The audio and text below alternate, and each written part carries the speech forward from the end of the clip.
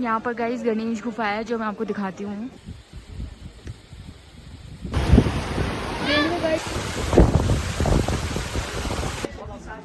भारत की प्रथम चाय की दुकान, ऐसा कुछ रास्ता है। Good morning guys. तो मॉर्निंग हो चुकी है, अभी मॉर्निंग के 8 बज रहे हैं और हम लोग निकल रहे हैं माना गांव के लिए। और माना गांव और वसुधारा फॉल आज मैं एक्सप्लोर करूँगी और आप सबको दिखाऊंगी। तो निकलते हैं और निकल के मैं आपको वीडियोस दिखाती हूँ। फ्रेंड्स, हम सब निकल पड़े थे माना विलेज के लिए, जो कि भारत का फर्स्ट विलेज है। पहले ना इस गांव का नाम लास्ट विलेज हुआ करता था, मगर जो हमारे प्रधानमंत्री है मोदी जी, उन्होंने ना इसका नाम बदलकर भारत का प्रथम विलेज कर दिया। और माना विलेज को फर्स्ट विलेज इसलिए कहते हैं क्योंकि इससे आगे ना चीन का बॉर्डर लग जाता है। चीन में जो तिब्बत स्थान है वो इससे आगे वो पड़ता है, तो इसलिए यहाँ पर जो है ये इंडिया का फर्स्ट विलेज है।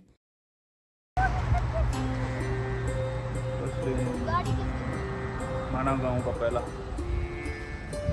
भारत का पहला गांव, प्रथम गांव माना गांव।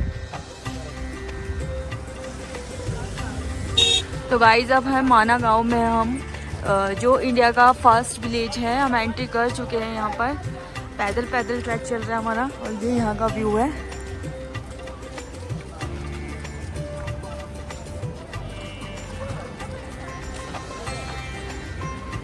ये नीचे की वैली जा रही है पूरी।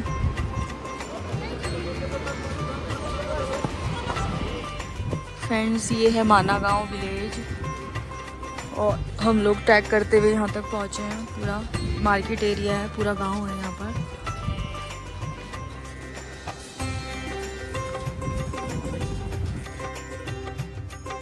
माना विलेज है ना गाइस, बहुत छोटा सा गांव है और इस विलेज में ना आपको बहुत सारा चलना पड़ता है, इसलिए हम लोग भी चल पड़े थे गणेश गुफा एंड वेद व्यास गुफा को देखने के लिए। यहाँ पर गाइस गणेश गुफा है जो मैं आपको दिखाती हूँ।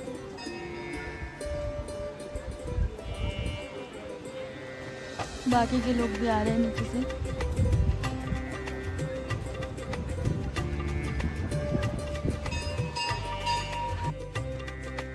हम लोग पहुंच गए थे गणेश गुफा। ये ना एक छोटी सी गुफा थी और बहुत छोटा सा मंदिर था गणेश भगवान का।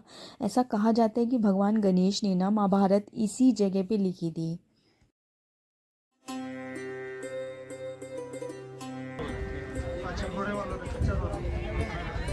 ये है फ्रेंड्स भारत की प्रथम चाय की दुकान।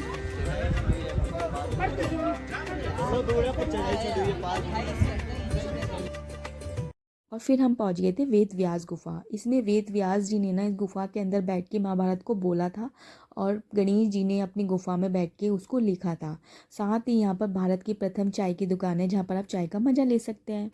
गाइस, आप देख सकते हो सामने पांडवों की मूर्ति होगी। यहीं से 5 पांडव जो है वो स्वर्ग के रास्ते गए थे और ये स्वर्ग का रास्ता है आगे। अब मैं आपको वहाँ भी जाके दिखाऊंगी। अभी हम फिलहाल भीम पुल के लिए निकल रहे हैं। गाइस, कुछ ऐसा रास्ता है भीम पुल का, आप देख सकते हो। यहाँ से हमें नीचे जाना है वहाँ।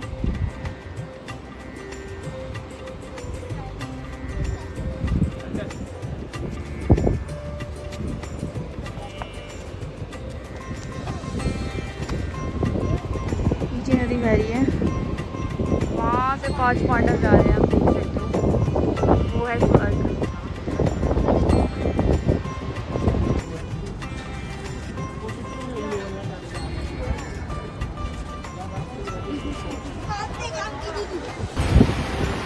गाइस, ये सरस्वती नदी है, कितनी स्पीड में बह रही है मैं शायद आपको बता नहीं सकती, इतना शोर कर रही है। ये अंदर मिल जाती है, देखो।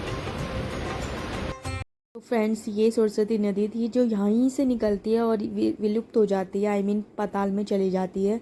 और ये सामने छोटा सा सरस्वती माता का मंदिर भी है, यहाँ भी आप हाथ जरूर जोड़ के जाएं। और सामने ही ना भीम पुल था जो महाभारत काल में भीम ने ना नदी पार करने के लिए बनाया था। और ये इस नदी सच में इतना शोर कर रही थी कि हमें आसपास के लोगों का बिल्कुल सुनाई नहीं दे रहा था। ये ना नज़ारा बिल्कुल अद्भुत था कि मतलब कि कोई नदी इतना शोर से और इतने प्रेशर से बह रही है और फिर कहाँ चले जाते हैं। यहाँ के लोगों का मानना है कि ये नदी इतनी प्राचीन है कि इसका इतिहास बहुत ज़्यादा पुराना है।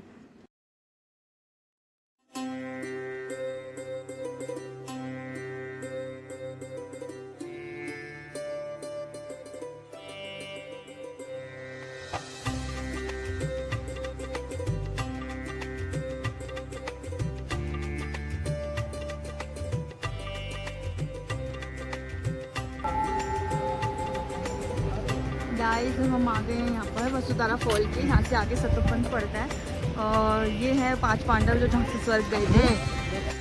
सरस्वती नदी में दर्शन करने के बाद हम निकल पड़े थे वसुधारा फॉल के लिए। और फ्रेंड्स यहाँ पर ना रास्ते में 5 पांडवों की बड़ी बड़ी स्टैचू लगी हुई थी और ऐसा कहा जाता है कि पांचों पांडव इसी रास्ते से स्वर्ग के रास्ते गए थे और इस रास्ते को स्वर्ग रोहिणी मार्ग भी कहा जाता है।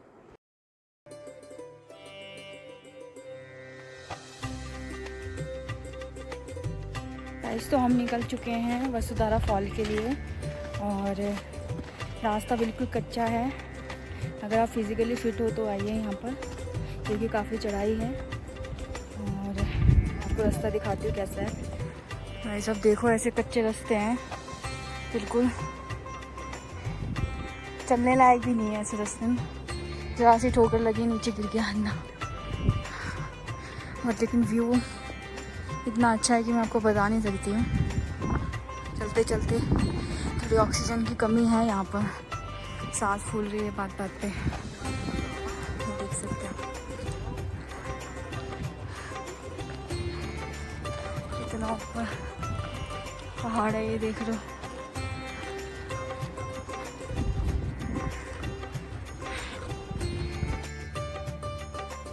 फ्रेंड्स हम लोग निकल पड़े थे वसुधारा फॉल के लिए। बाकी के लोग हैं ना हमारे साथ नहीं आ पाए, क्योंकि बैक टू बैक ट्रैक करने के बाद सबकी हालत बहुत ख़राब थी और वो लोग जो है माना विलेज में ही वो लोग रुक गए और हम लोग निकल पड़े थे वसुधारा फॉल के लिए।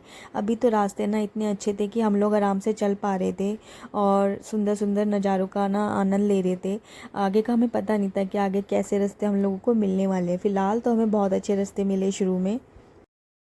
जैसे जैसे हम आगे बढ़ रहे थे ना, नज़ारे इतने खूबसूरत हो रहे थे कि ये हम लोगों को यकीन ही नहीं हो रहा था कि सच में हम लोग स्वर्ग के रास्ते में हैं।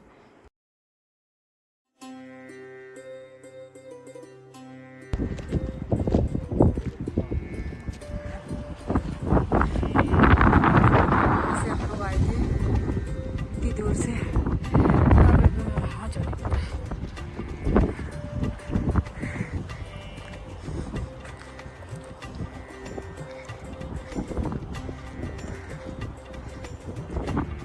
गाइस कुछ ऐसा मार्ग देख सकते हो, थोड़ा कच्चा रास्ता है लेकिन आपको चलने में इतना मज़ा आएगा। ऐसा रास्ता है कुछ। फ्रेंड्स जैसे जैसे हम आगे बढ़ रहे थे ना, थोड़े रास्ते हमें ख़राब मिलना शुरू हो गए थे, जो हमारे को ना चलने में थोड़ी दिक्कत कर रहे थे।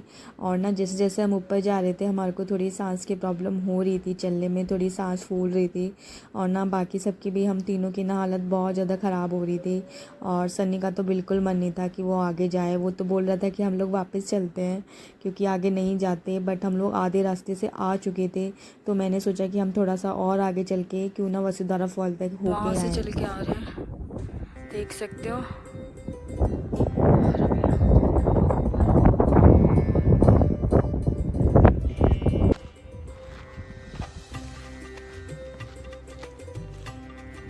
तो फ्रेंड्स जैसे हमारा आधा रास्ता कवर हुआ ना, तो रास्ते इतने ज़्यादा ख़राब हो गए कि हम लोगों को चलने में भी दिक्कत होने लग गई। ठीक से चल भी नहीं पा रहे थे और पैरों में बहुत ज़्यादा दर्द हो रहा था। तो हिम्मत टूट सी रही थी। और बीच रास्ते में ना हमें एक ग्लेशियर भी मिला, जो कि काफ़ी हाइट से पिघल कर पानी बन के नीचे आ रहा था। उसको हमें पार करने में इतनी डिफ़िकल्टी हुई कि हम बता नहीं सकते आपको। लेकिन इसको पार करने के बाद जो नज़ारे हम लोगों को मिलने वाले थे कि हम लोग आपको शायद शब्दों में बयान नहीं कर सकते।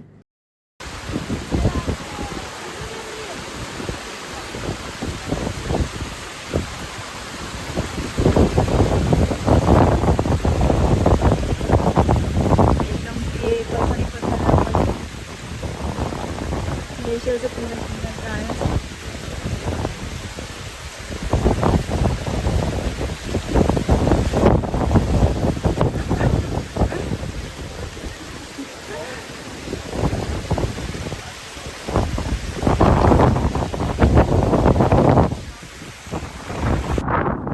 गाइस ऐसा रास्ता है, देखो आप उधर सती वहाँ पहुँच गया है, ऐसे गुजारना पड़ रहा है।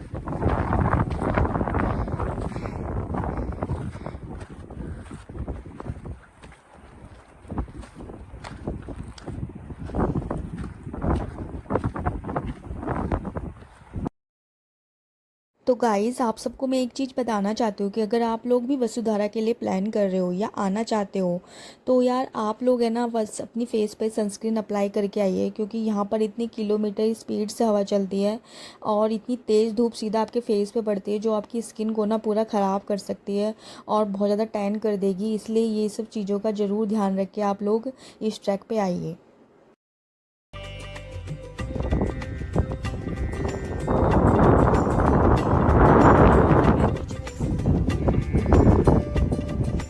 रास्ते में ऑलमोस्ट हम लोग पहुंचने वाले हैं। वसुधारा फॉल काफ़ी घंटे से हम लोग चल रहे हैं, हालत बहुत ख़राब हो गई है। वहाँ पर पहुँचने में कुछ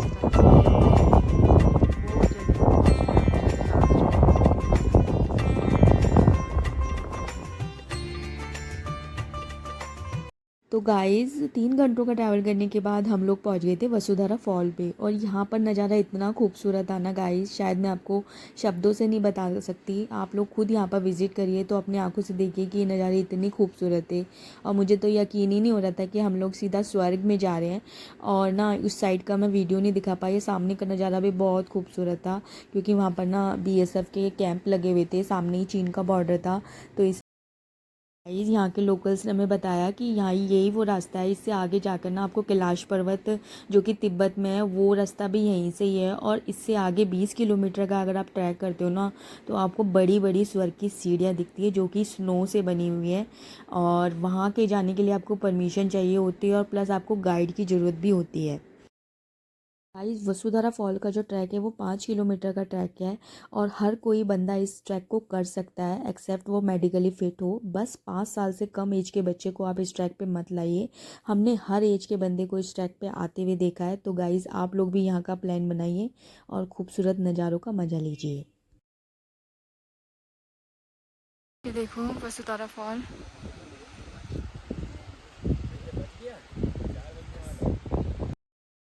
तो गाइज़ ये है वसुधारा फॉल। इसका पानी इतना पवित्र है कि ये पानी सिर्फ पुण्य आत्माओं के ऊपर ही गिरता है, यानी कि जिन्होंने अपनी लाइफ में अच्छे कर्म करे हो इनका पानी सिर्फ उसी के ऊपर गिरता है। जिसने अपनी लाइफ में बुरे कर्म करे हो उसके ऊपर तो एक बूंद ये पानी छूता भी नहीं है। और ये देखिए गाइज़ इतने दुर्गम रास्ते में हम लोग जा रहे हैं और वहाँ वसुधारा फॉल है। ऐसा करो ना, सुनो तो फ्रेंड्स ऐसा कहा जाता है कि जो पांडवों के में से एक भाई था सहदेव, उसने अपने प्राण इसी स्थान पर त्यागे थे। गाइस यहाँ के लोगों ने हमें बताया कि ये झरना 145 मीटर ऊंची चट्टान से गिरता है और अलकनंदा नदी में जाके मिलता है, और ऐसा कहा जाता है कि इसका पानी अगर किसी व्यक्ति को छू ले तो वह मोक्ष प्राप्ति के योग्य हो जाता है। गाइस वसुधारा फॉल पर ना पूरा फ़ोन भीग गया था मेरा और मैं भी पूरी भीग गई थी, तो मैं वहाँ वीडियो नहीं बना पाई। और वहाँ पर आते टाइम में ना मेरे पैर बहुत ज़्यादा स्लिप कर रहे थे, मुझे बहुत डर लग रहा था क्योंकि मेरे फ्लैट शूज़ थे और काफ़ी रिस्की सा हो रहा था माहौल। तो फ्रेंड्स हम लोग ना वहाँ पर ज़्यादा देर रुके नहीं क्योंकि हवा इतनी तेज़ चल रही थी ठंडी कि हम लोगों को वहाँ पर रुकना मुश्किल हो रहा था। हम लोग वापस फ़ौरन नीचे उतरना शुरू कर दिया और शाम का ना माहौल वहाँ पर ख़राब होना शुरू हो गया था, बारिश जैसा माहौल हो रहा था। फ्रेंड्स तो आपको मेरी वीडियोज़ और ब्लॉग्स अच्छे लग रहे हैं तो प्लीज़ लाइक सब्सक्राइब कर दीजिए एंड शेयर कर दीजिए।